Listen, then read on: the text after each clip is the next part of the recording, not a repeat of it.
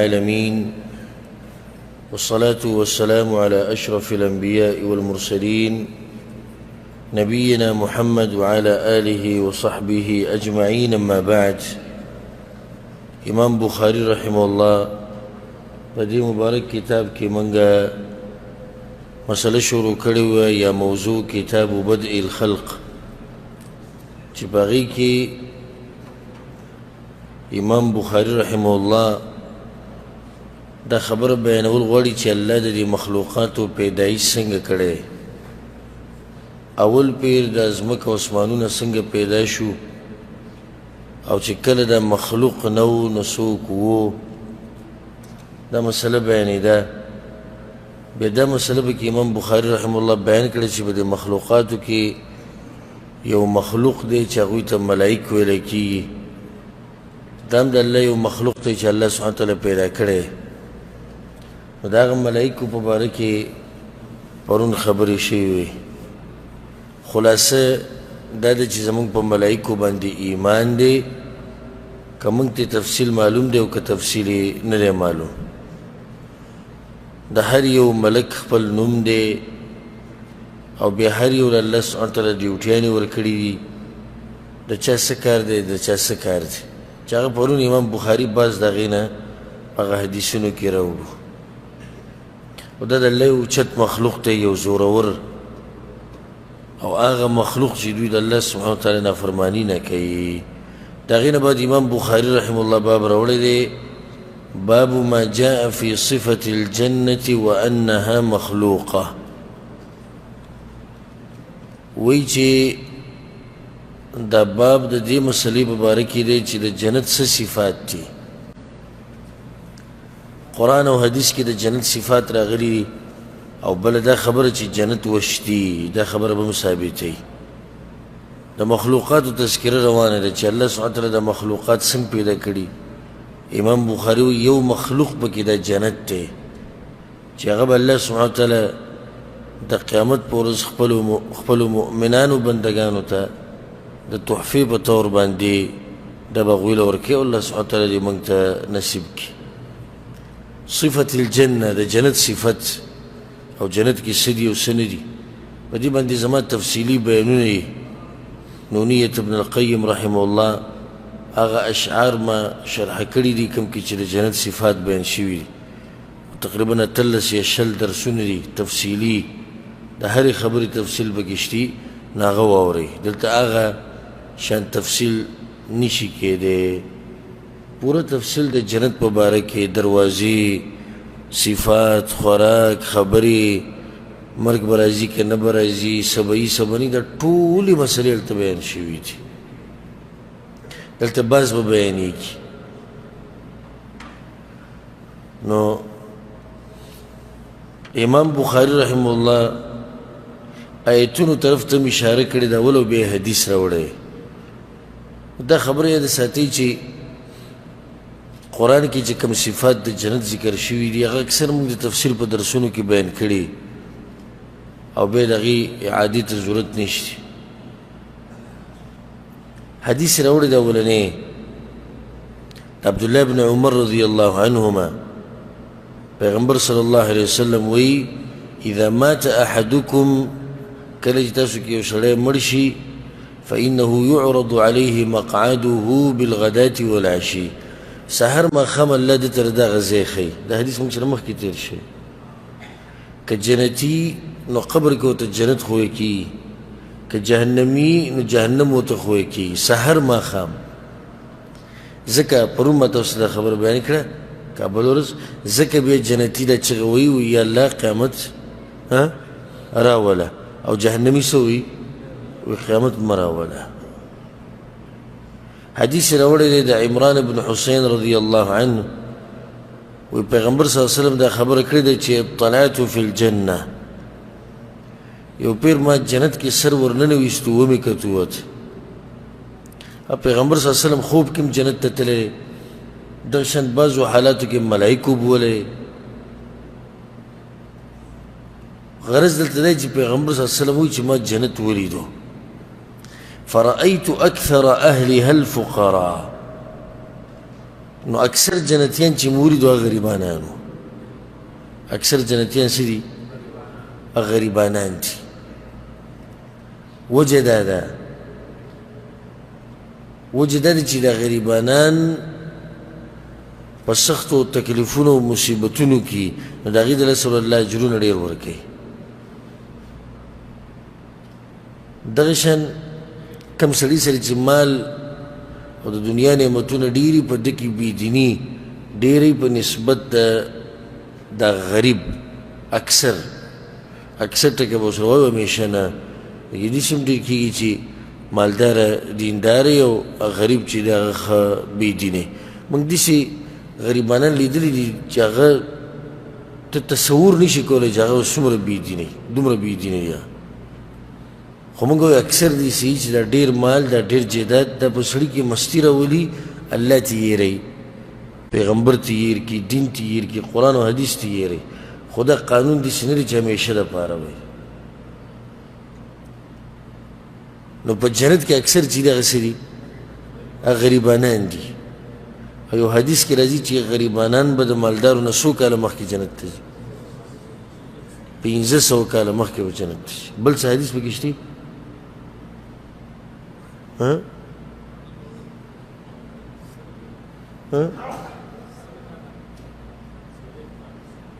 سلويخ کاله 50 کاله 1500 کاله او بیا بل روایت کې د هغې نه کم امام ابن القیم رحمه الله په غنونیه کې ما د دې جوابات کړو بعضو حدیثونو کې 1500 راغلي بعضو یې کم راغلي دا څنګه نو کم کې چې زیات راغلي دي چې د 1500 کاله بعد ځي وجه د هغې دا دی چې دې ټیم کې د دې مالدار سره حساب کتاب ډېر دی بل چې لږ زر لاړ د هغې حساب کتاب څه دی لږ دی غریب چې زر جنت ته ځي د هغه سره حساب کتاب ډېر نه دی او ځکه دې ته خوشحالېدنې دي په کار ډېر چې الله ماله هر څه ډېر راکړي دی او بس مزید د دې هر څه به تپوس کي او حدیث کې راځي چې د انسان قدم د هغه وخته پورې مخکې کېدی نه شي د قیامت پورې زړقېدی نه شي چې څو پورې ته د ځوانۍ تپوس نه شوی د عمر تپوس ته نه شوی او د مال تپوس ته نه شوی چې د کوم ځای نه دې ګټلی دی او په کوم ځای کې دې لګولی دی او د څو پورې چې د علم تپوس نه شوی چې علم دې څومره کړی دی او څومره دې پرې عمل کړی د هغې نه بعد به مخکې ځي داسې ګپ خو نه دی چې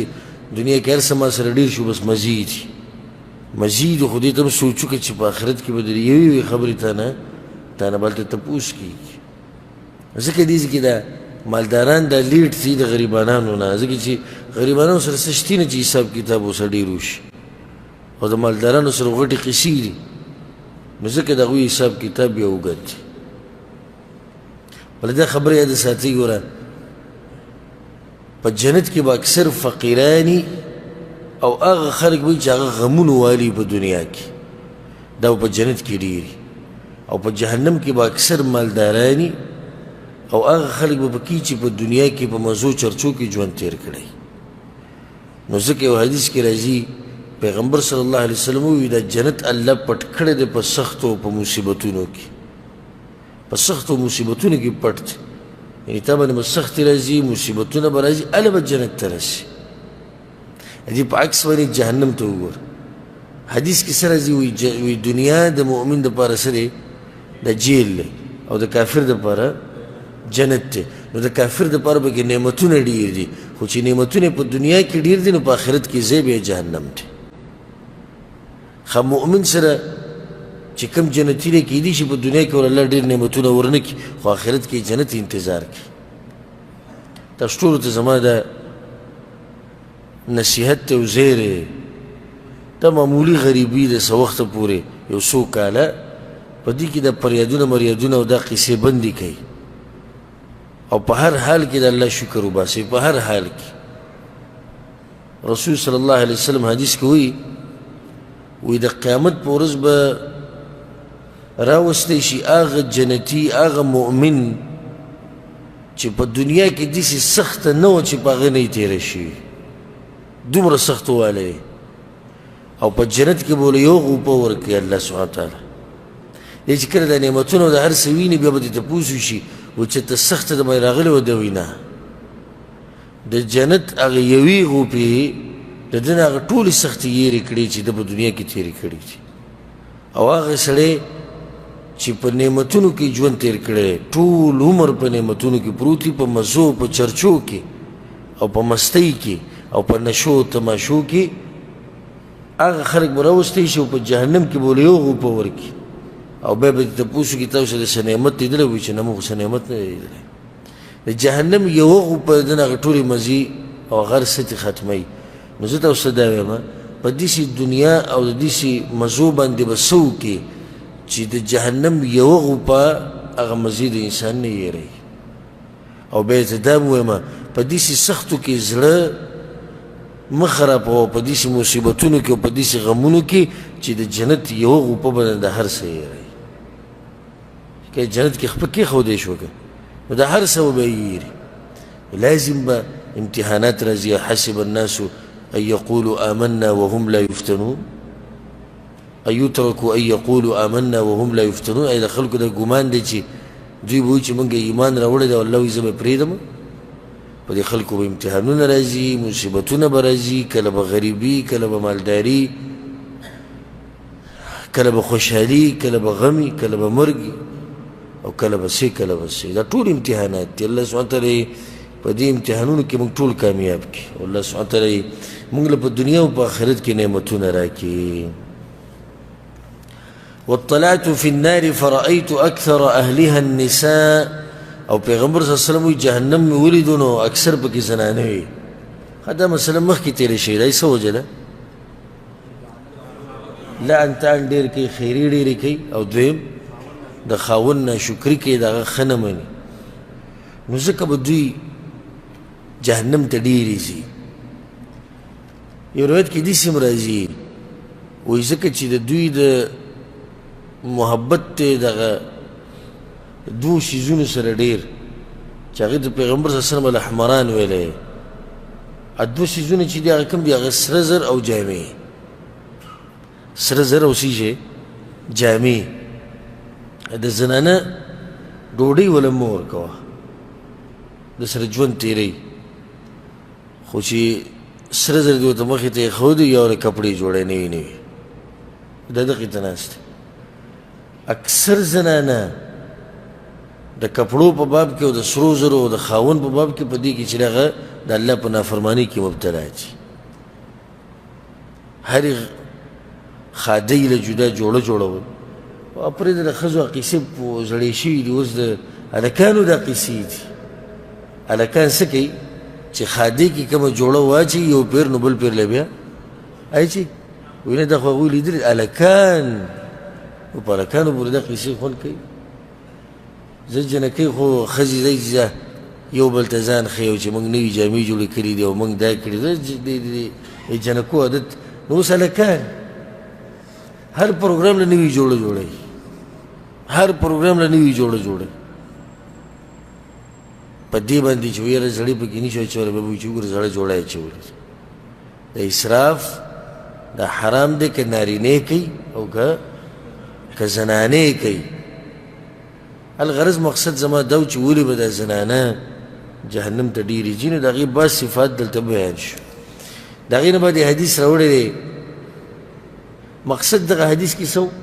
چې جنت شتي تاسو به ورسېدئ که نه پیغمبر صلی الله علیه وسلم څه وایي ما جنت ولیدو چې نشتي نو بیا څه لیدلی دي بله ده الله قرآن کې ځای په ځای وایي اعدت للمتقین دا جنت تیار کړی شوی دی د چا دپاره دا د متقینو دپاره تیار کړی شوی دی حدیث راوړی د هغې نه بعد د ابو هریره رضی الله عنه وایي چې بینا نحن عند النبي صلی الله علیه وسلم موږ د پیغمبر صلی الله علیه وسلم سره ناسو اذ قال بینا انا نائم رأیتنی فی الجنه وایي زه په خوب کې وم چې جنت مې ولیدو ما لږ ساعت مخکې ووي چې کله پیغمبر صلی الله علیه وسلم خوب کې جنت ویني کله ملایکو بولی دی فإذا امرأة تتوضأ إلى جانب قصر یو زنانه یو جنۍ مې پکې ولیده چې هغې د یو بنګلې د یو کور په یو ګوټ کې اودس کو د جنت کې دننه یو بنګله ده په جنت کې دننه یو کور دی او دغه کور په ګوټ کې د زنانه څه کوي اودس کوي فقلت لمن هذا ما تپوسو کو د ملائکو نه چې لمن هذا القصر دا قصر د چای دا غوډي زبردست قصر دی ډیره ښایسته بنګله ده ما ته وی چې فقالوا لعمر بن الخطاب رضی الله عنه دا بنګله ده خاص بنګله ده د عمر بن خطاب رضی الله عنه چې الله به له ورکوي وی چې فذكرت غیرته فوليت مدبرا پیغمبر صلی الله علیه وسلم وی د عمر رضی الله عنه غیرت راته رایت شو بس ډایرک دا ځینې راووتم چې دا خو د هغه د کور ښځه ده او اودس کوي دلته فبكى عمر رضی الله عنه په شو وی عليك اغار یا رسول الله یا رسول الله ستا سره به زه څه غیرت کوم او دا قصې به ستا په مخ کې زه څه کوم یعنی ستا په مخ کې دا قصې به زه څنګه وکړم ته خو زما مشر یې ته خو زما مربي ته خو زما پیغمبر یې ته خو زما د پلار په ځای ځکه چې یو حدیث کې راځي چې پیغمبر د امتی لپاره پلار په شان مقام لري او زه به څه غیرت وکړم په دې خبرو باندې چې زما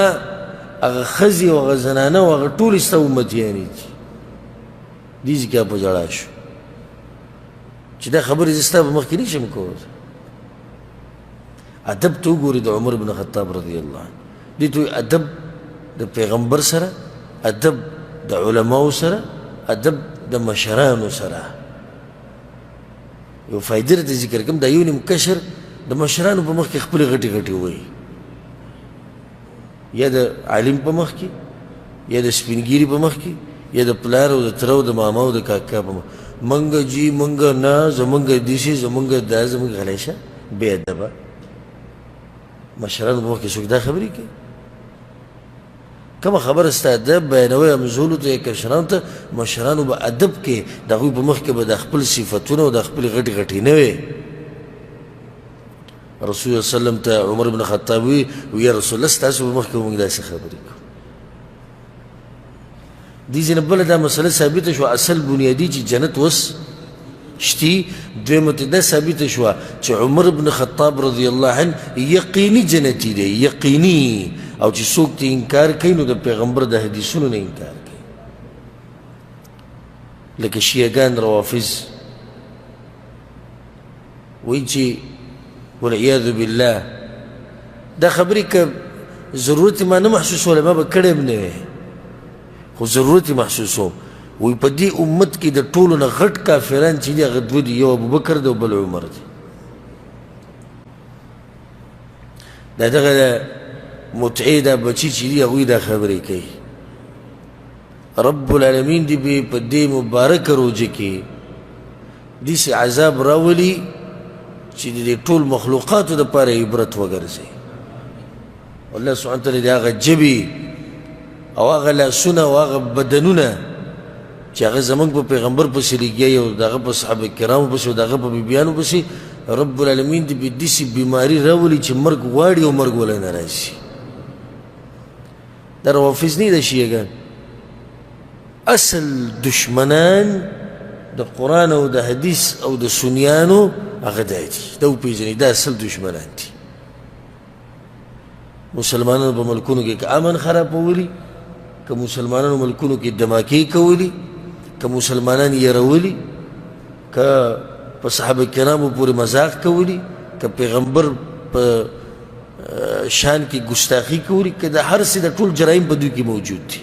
ټول جرایم په دوی کې موجود دي اوس دې چې وګوره دا په صحیح بخاري کې روایت ده په نورو کتابونو کې هم راغلی وایي عمر بن خطاب دپاره په جنت کې څه ده بنګله ده و دا خو د پیغمبر خبره ده د جنت خو چا لیدلی نه دی که نه بل چا دا خبره بل څوک کولی هم نشي یی رب العالمین کولی شي ځکه چې دغه جنت او د هر څه هغه مخلوق ته دې خبره ده یی پیغمبر کولی شي چې الله یې ورته وښیي بس درېیم څوک کولی شي نشي هغه پیغمبر وایي د عمر بن خطاب رضی الله عنه دپاره په جنت کې بنګله ده او دوی وایي نه استازو فیصله وکړي چې پیغمبر رښتیا وایي که دوی رښتیا وایي بعض راپاسې کوي نه نه نه منی به دغه به منی غیرتیان مسلمانان دي غیرتیان مسلمانان دي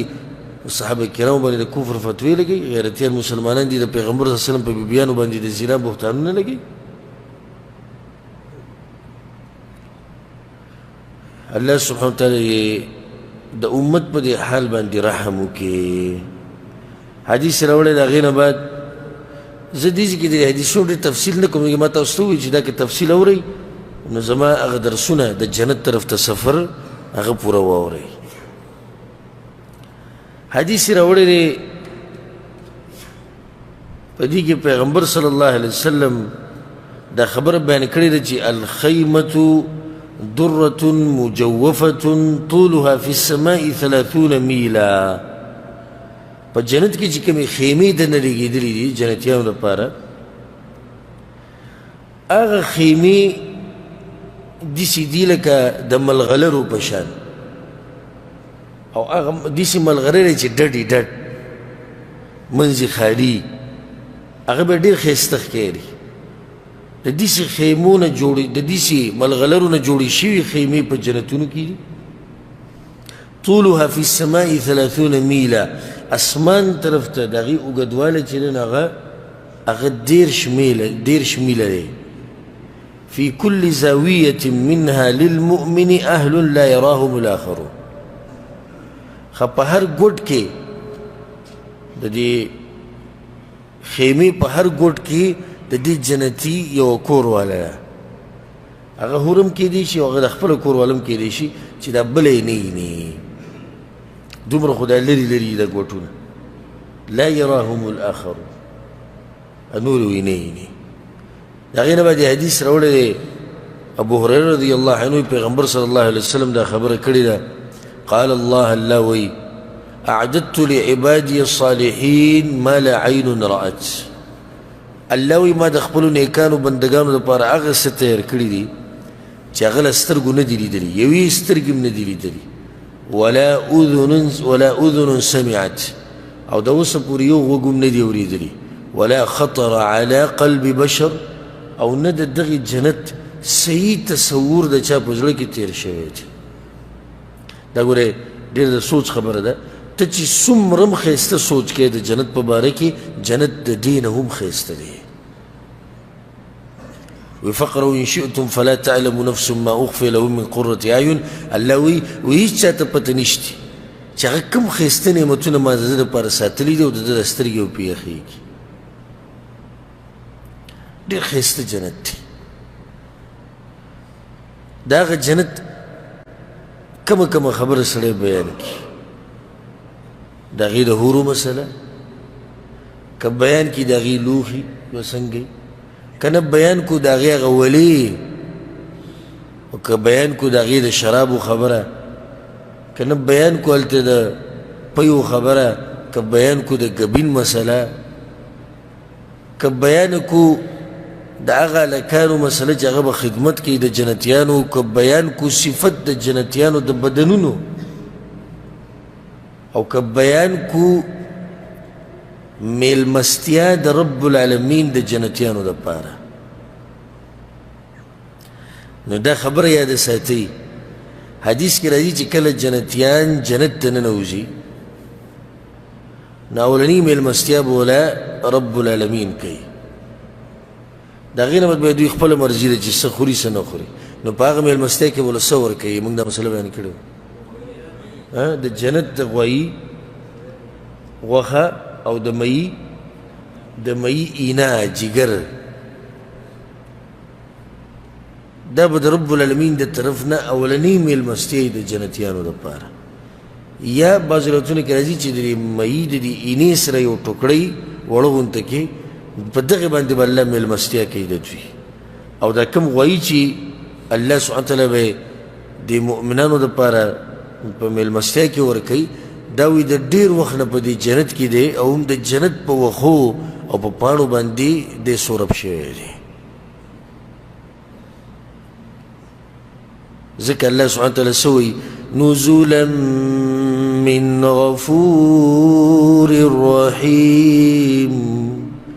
الله وی دا میلمستیا ده د مهربان رب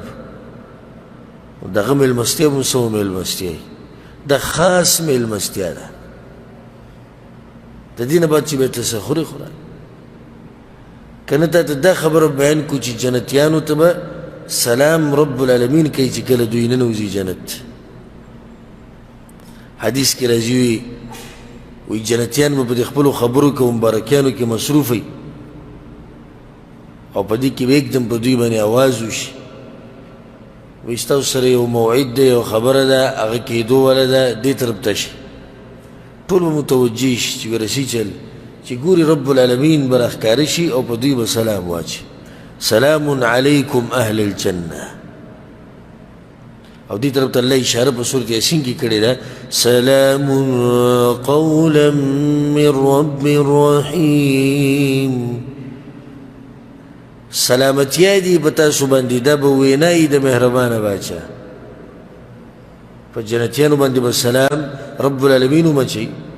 والملائكة يدخلون عليهم من كل باب سلام عليكم هذه جنت خو به دروازې دي مخې ته مسله روانه نو په دې دروازو به د ملایک ځي او راځي د خدمت ته په او چې ځي راځي په مخه او په دې جنتیانو باندې سلام اچي نو دریم سلام بیا د دوی خپل سلامونه دي یو بل بل سلام علیکم ته یاره ډېر وخت مخکې زموږ نه مړ شوی یا ته ډېر وخت بعد زموږ ډېر یادېدې او راشي چې کینو ګپ ولګو إلا قيلا سلاما سلاما الله وی هر طرف ته به دغه ویناګانې اوري کنه د جنت هغه دنګ دنګ پالنګونه هغه راته بیان کو إن الأبرار لفي نعيم الله وی د نیکان خلق به په نعمتونو کې على الأرائك ينظرون ودنگو دنگو پالنگونو باندی بی او گوری باخپل ربتا دنگ دنگ پالنگون رب العالمين على الأرائك چی اغا سورة الرحمن کی اللہ ہوئی اغا با دا نرور خمونا او دا غطور خمونا جوڑ شي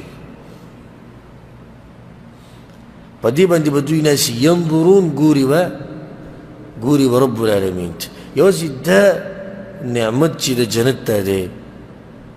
زب که نور اسم نوی دا کافی دے زکا کله چی رب العالمین رخکارش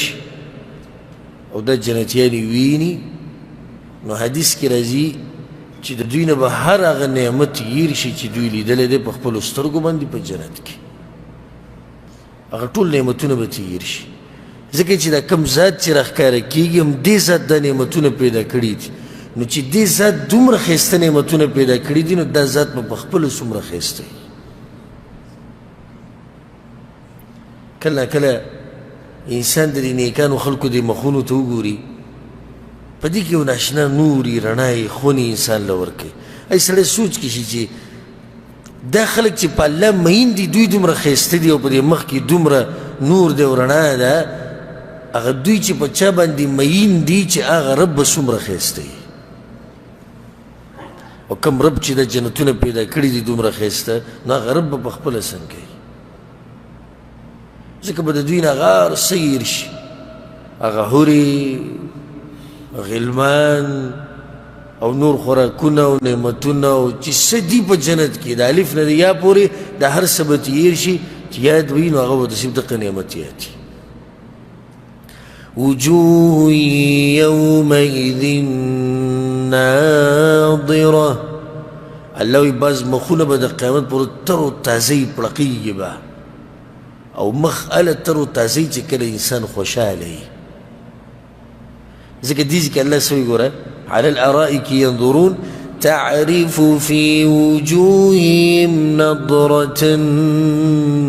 النعيم الله يا پیغمبر وي دا غوي د مخونو نبتاتا دغه نعمتونو پته لګي دا غوي د مخونو د تازګۍ د لاسه ته پته لګي چې ډیر غټ نعمتونو کې داخله په دې دنیا کې چې څوک دي چې لګ مالدار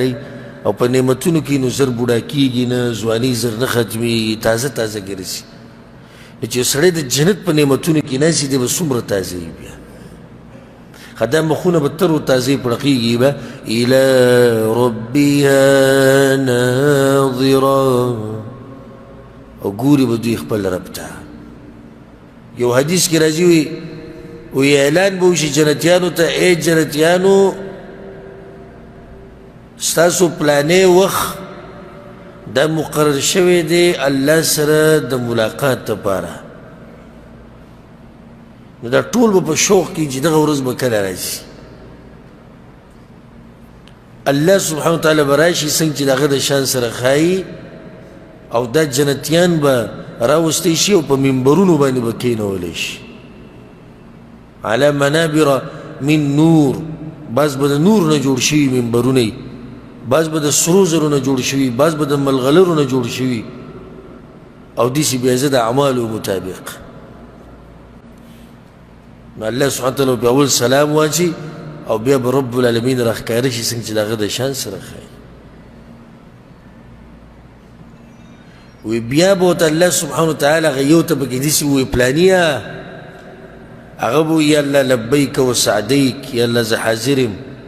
وی پلانی ورځ او پلانی ټیم پلانی ګناه دې کړې وه اوس دا غریب به ویرېږي وبهیږي چې خبره بیا ورانه شو نو هغه به ورته وایي چې یا الله تا خو زه بخلی نه یم تا خو زه جنت ته نه یم راوستی الله ورته وایي بخلی یم هسې مې ورته رایادوله او که ما بخلی نه وی نو ته به دلته ناست وې زما دیدن به دې کولی خو ما درته د هر څه بخلي دي ځکه خو مې دلته راوستی دا یو هغه نعمت دی د رب العالمین سره خبرې او د رب العالمین هغه دیدن د هغه مخ ته کته د دې نه بل کوم اوچت نعمت دی ځکه د یاد ساتئ دا په جنت کې اوچت نعمت دی او په جهنم کې د ټولو نه سخت عذاب دا دی چې هغوی به د الله د دیدن نه بند کړی شوي خپل رب به نه ویني د کوم رب دپاره چې موږ اوس دا روژه نیولې د کوم رب د یرې نه چې موږ د بانک نه 15 سکنډه مخکې م روژه نه ماتو د کوم رب د یرې نه چې موږ د خپل عزتمن تندی رالو هغه ته په خاورو کې لګو کوم رب چې موږ پیدا کړي وو دا مخلوقاتو دا هر څه د دې رب د مخ ته کته دا به واجبه نعمت وي خو دا نعمت دا په تشو ارمانونو باندې او په ټک خطا منځونو باندې صرف نه میلوي د دې لپاره به محنت کې کوشش به کې او دعاګانې به غواړې همیشه په سجده کې ځان عادت کړي په سجده کې دا دعا په ویترو کې دا دعا په نور ځایونو کې چې دعاګانې کې دا دعا غواړه د روژه ماتي په ټیم کې دا دعا غواړه ویا الله ما ته د قیامت په ورځ خپل دیدن نصیب کړي دا دعا په مخه وایه چې ته وګورې رب العالمین ته د هغه سره خبرې اوچت نعمت نو بیا د هغه سره ملاقات او د هغه دیدن کول دا به بل شان نعمت وي موسی علیه السلام تللی و که نه چېرته کویتور ته د چا سره ملاقات ته تللی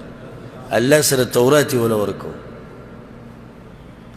الله وی کله چې موسی راغلی میقاتنا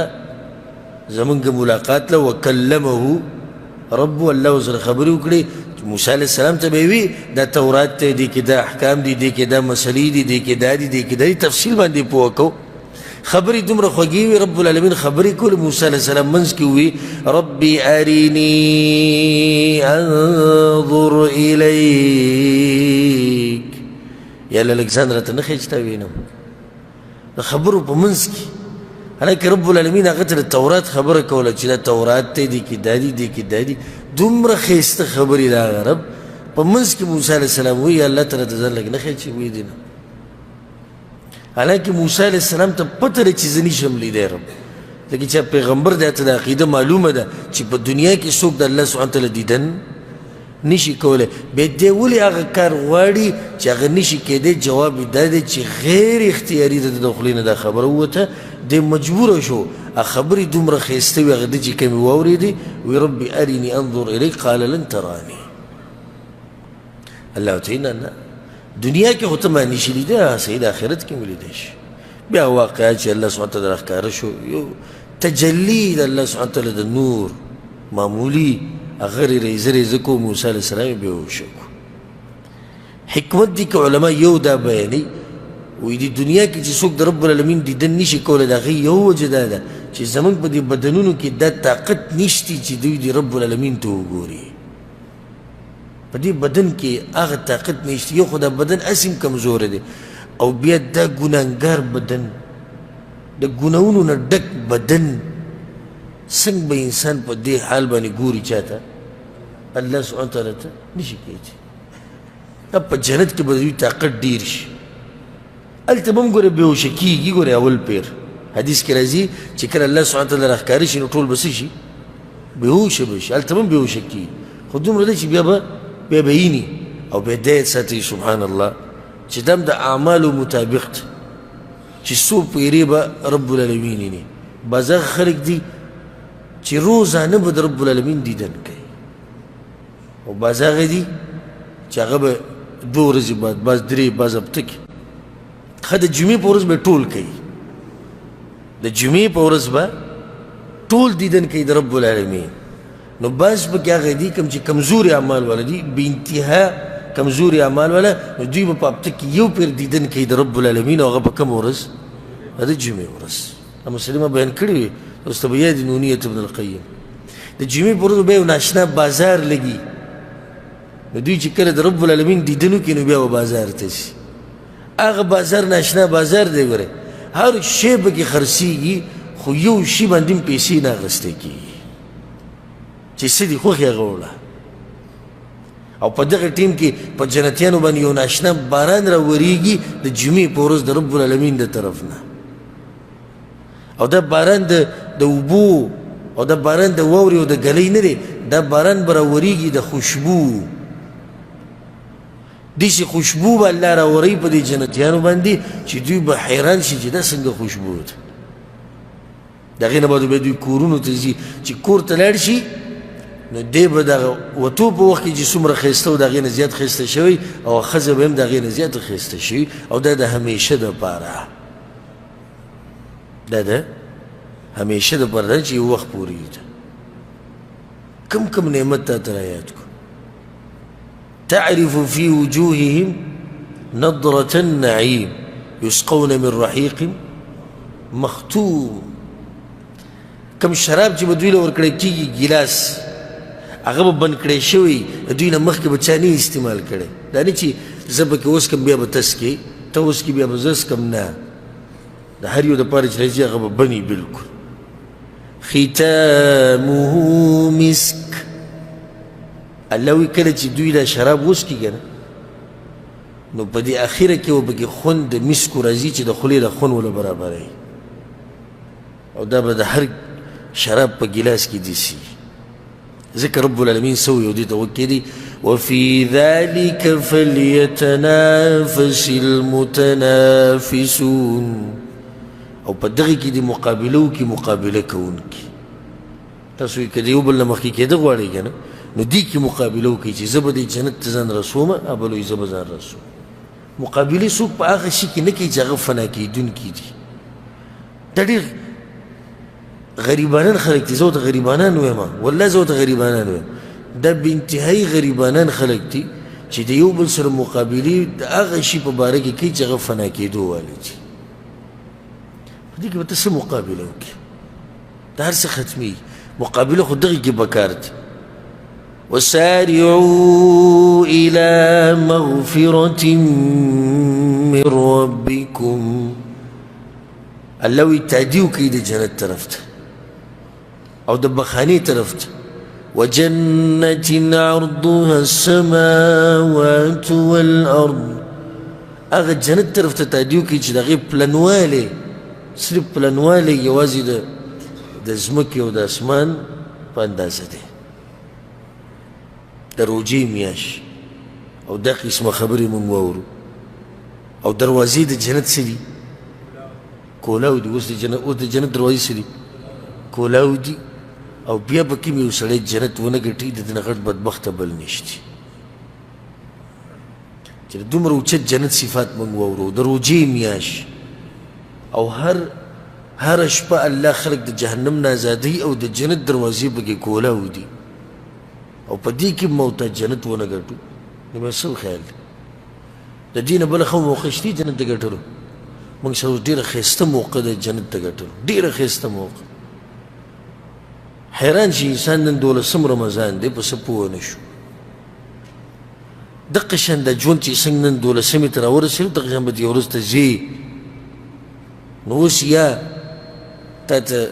18 روجې پاتې دي یا 19 پاتې دي په دې کې کوشش وکړه د الله بنده الله ته پکې نږدې شه قرآن تلاوت ذکر او اذکار صدقې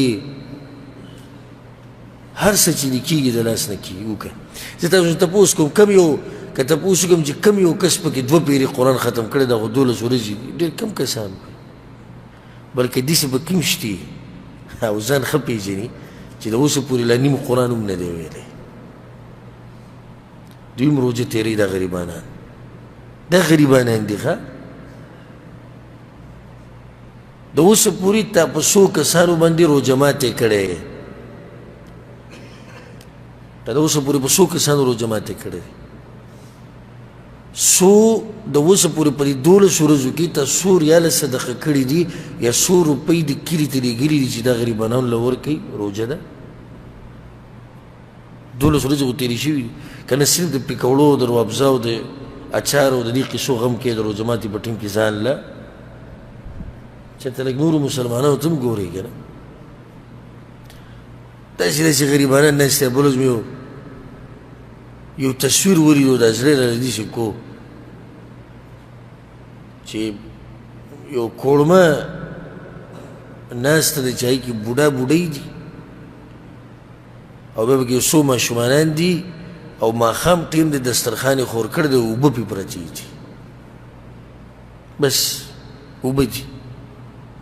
دوی د بانک په انتظار دي چې بانک ووایي چې موږ د دې اوبو نه ګوټ وکړو چېرته دغه خلکو په باره کې هم لږ سوچ کوه که نه ته څه میم زرما او ټوله زما دغه مه کوئ که نه کلي کې غریبانان ته ښه پېژنې خپل غریبانان ته ښه پېژنې زه د خپل کلي غریبانان ښه پېژنم لېږلی به دې وی خرچه چې دا 15,000 روپۍ ما در ولېږلې یا دا 20,000 روپۍ مې در ولېږلې دا زموږ د کور خرچه د پلانۍ او دا 15,000 چې مې اوسه در لېږلي دي دا به هغه پلانۍ له ورکړي چې خپل کور خرچه وچلوي خاوند یې د 4 کالو نه مړلی نشتي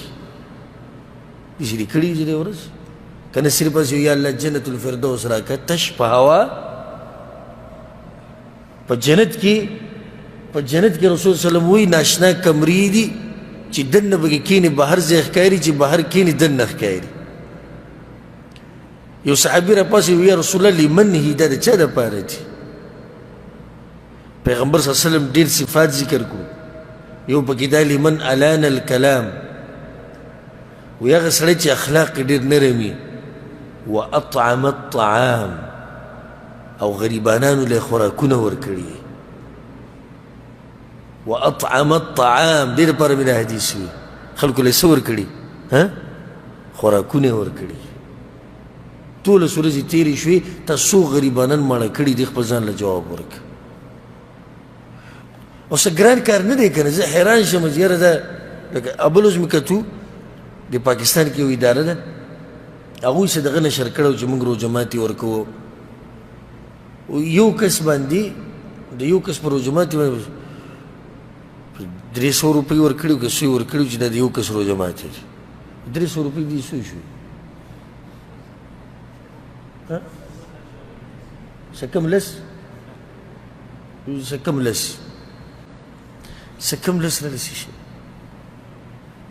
څه کم لس رارسېږي ته 500 نوټ راولې چې دا دې په کال کې دغه یو میاشت 500 نوټ راولې چې دا د غریبانو روژه ماتې شو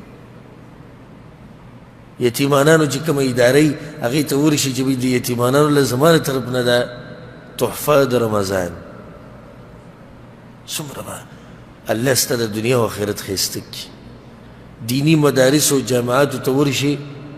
هلته اعلان وکړي بهی روژې ټوله خرچه د روژه ماتي ده په ما یا پېشمني ده په ما او څومره د خیر دروازې موږ ته پرتې دي یعنی دا هم نه که نه سبا له موږ د قیامت پر ورځ دا هم نشي ویلی چې یا الله خو یو دروازه وه په هغې رشو موږ نشوه کولی یا زموږ وس نه رسېدو داسې ویلی شو نشي ویلی که نور هیڅ هم نشي کولی نور هیڅ هم نشي کولی رسول سلم ابوذر ته نصیحت کړی وی ابوذره چې انګولی پخی نو اوبه پکې ډېرې اړوي د ګاونډي اوبه کې هم برخه راشي څومره اسانه طریقه ده چې انګولی پخی څه پکې ډېرې که اوبه پکې ډېرې که ګاونډي له یو پلیټ ولېږه روژه ماتي ټیم کې ښه اسانه ده دا ثوابونه او دا اجرونه ګټل خو موږ په ځان باندې خبره څه ده ګرانه کړې نو دا جنت دا ګټلی کېږي په محنتونو په کوششونو باندې خو بیا هم دا یاد ساتئ چې زموږ دا اعمال ګورې د دې جنت لایق دي نه دي د الله رحم دی بس حدیث کې داسې راځي بلکې پیغمبر صلی الله علیه وسلم وایي زه په خپل عمل باندې جنت ته نشم تللی وایي چې څو پورې الله رحم نه یې کړی دا غټ غټ نعمتونه په جنت کې نصیب د الله په رحم کې خو دومره ده چې ما او ته به د محنت او کوشش کوو نو الله به د دې محنت او کوشش د لاسه په موږ باندې رحم وکړي او چې الله را باندې رحم وکړو نو چېرته به هم نه باسي جنت ته به هم بوسي الله دې موږ ته په دې مبارکه میاشت کې او د روجې په دې خوله باندې الله سبحانه تعالی ته دا سوال کوم چې یا الله څومره ملګري چې دې جومات کې ناست دي څومره چې دا بیان اوري څومره چې ګوري الله موږ ټول د اور نه آزاد کړي الله سبحانه تعالی دې موږ ټول د اور نه آزاد کړي او الله سبحانه تعالی دې په دې اوچتو اوچتو جنتونو کې موږ له هم ځای راکړي او کومې کوتاهیانې چې زموږ نه شوي دي الله سبحانه تعالی د هغه کوتاهیانې موږ ته وبخي او په دې را روانو اتلسو یا 19 ورځو کې یا 18 ورځو کې د الله سبحانه تعالی موږ له ښه طاقت راکړي چې د الله داسې بندګي وکړو لکه څنګه چې پکار ده دغه اوچت جنتونه دي حدیث یې راوړی د ابوهریره رضی الله عنه پیغمبر صلی الله علیه وسلم وایي اول زمرة تلج الجنة صورتهم على صورة القمر ليلة البدر اولنې ټولګی چې به جنت ته ننوځي نو د څه په شکل به د سپومۍ په شکل به یعنې داسې به ښایسته وي لکه د څوارلسمې د سپومۍ چې دا مسلې موږ چې ټولې تېرې شوي وي هلته موږ دا هم بیان کړي وه دویم ټولګی به د څه په شکل دویم ټولګی چې کوم راننوځي نو هغوی به على صورة کوكب هغه به د ستوري په شکل باندې یعنې د ستوري په شان به مخ بلقیږي دغه اولنی ټولګی دا خو ډېر اوچت ټولګی دی اول زمرة تلج الجنة